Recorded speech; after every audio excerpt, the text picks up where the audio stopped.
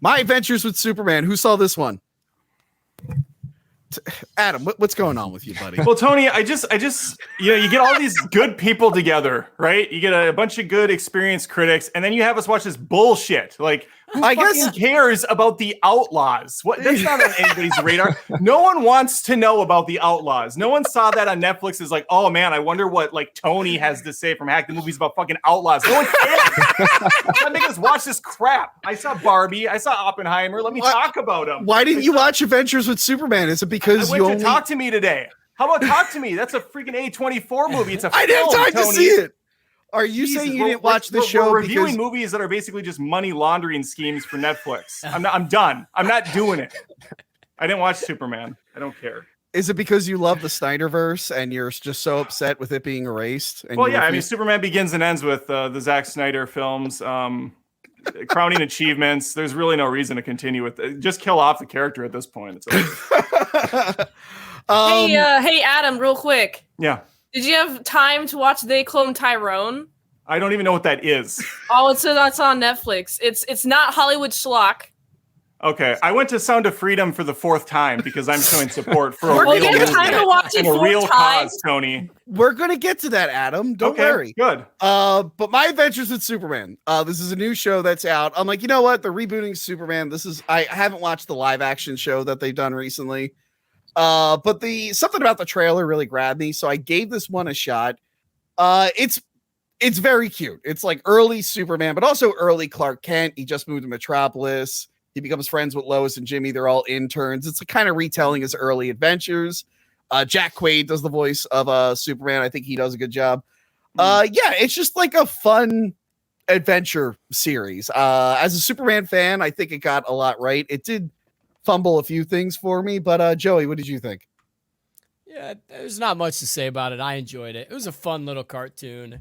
I did not sit down and pay attention. I had it just playing in the background while I was like cleaning or whatever, and I'd like occasionally glance over, but it was fun. I think the kids will enjoy it. You know okay, so Joey hates it because he loves Zack Snyder. That's what we got from that. Crystal, what did you think of My Adventures with Superman? It was cute. That's really about it. It was cute. It was adorable. We get it. I had to throw in a segment. This needed to be a segment for sure. I had to throw in like a superhero bullshit thing. I thought people out of all the amazing animated superhero things we could find on HBO Max, you choose this. This like it was just like a cutesy like. It's new. People I know, isn't but there like an Invincible spin-off movie that's out too? I didn't know about that. Adam Eve. That came out. Yeah, we'll talk about that some other time. Oh yeah, I'm sure we will, Tony. Gil, what did you think of My Adventures with Superman? I liked it. I liked it a lot. Thank you, Gil. I mean, God, there's a couple things that I missed, and I didn't realize I missed them. Because now, superheroes, every movie has got to be big stakes. You don't really get villain of the week stuff. You used to get it somewhat with the CW shows, but I feel like with those being live action, it's automatically going to be sort of cheesy. Like the Flash live action on a TV budget's not going to be great. And I feel like animation right now, you have some animation that's more mature, like Invincible, Castlevania, even Arcane, but they're usually pretty dark. And then if you watch a children's like superhero show, it's nonstop jokes and just super silly. I feel like we haven't had a 90s Spider-Man animated series style show or Batman, where it's definitely child friendly, but it takes itself somewhat seriously. Like it's a very earnest show. Yeah. And that's what I got from this.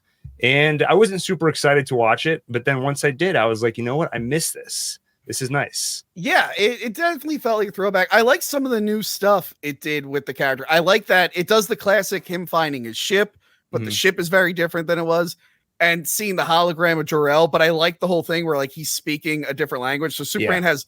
So Adam, imagine the Christopher Reeve Superman if he went to the Fortress of Solitude and he sees Marlon Brando, and Marlon Brando's just doing gibberish, and Superman goes, "What the fuck? I don't know what he's saying." That's kind of what they do in this. It's like his dad is like trying to tell him about his history, and Superman's like, "I don't understand a word you're saying." But it's not played up for comedy. It's like this thing that he's gonna have to like, work through. Mint, what did you think? I know you like cartoons. All right. I got a few thoughts on this. So first of all, seeing the art style immediately reminded me of a blend between like Voltron and like some Tumblr shit. And honestly, I was like, okay, I'm coming into this movie. I don't know what I'm going to expect.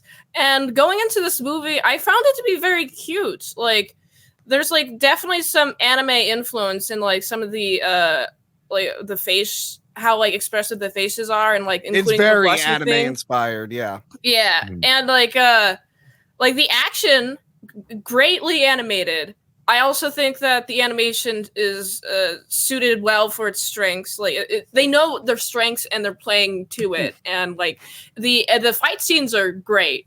I watched the first episode and I felt like there was like some hope for the characters. Like there's already like a strong foundation for the characters to even exist, and like they feel like people.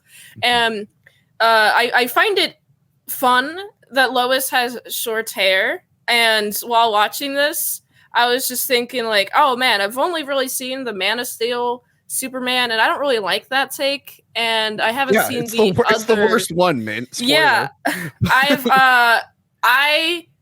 because I saw this movie and I did not like Man of Steel that much. This movie it's a show, by the way. It's a show, but continue. Yeah. Anyway, it made me want to go back, watch all the classic Superman movies, and review them. Also, I have a Supergirl cosplay coming around, and that's why I also have my short hair. I watched The Flash too. Yeah. Yeah, oh, so you're gonna be that Supergirl? Okay. Yeah, I'm gonna be that Supergirl. Yeah. And Oh, sorry. I'm going to review stuff in that costume. One negative I have about the show, I don't like some of the reimagining of the villains. I really don't like what they did with Livewire. If you guys remember Livewire in the 90s, she was like a radio shock jock like Howard Stern who got lightning powers.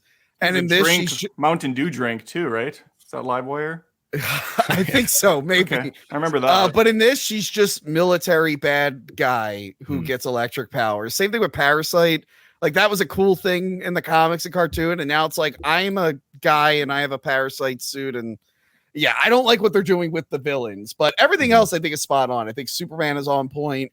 I like what they're doing with Jimmy and Lois, and I bring it up because like the animation, Gil, like you said, is actually like it's good. It's not like Invincible has really good like animation and stuff, and the stuff for kids is more cheaply done. This is like right in the middle, and I think it nails it. I'm hoping the new movie takes some points from this because I think it's a good balance for everything.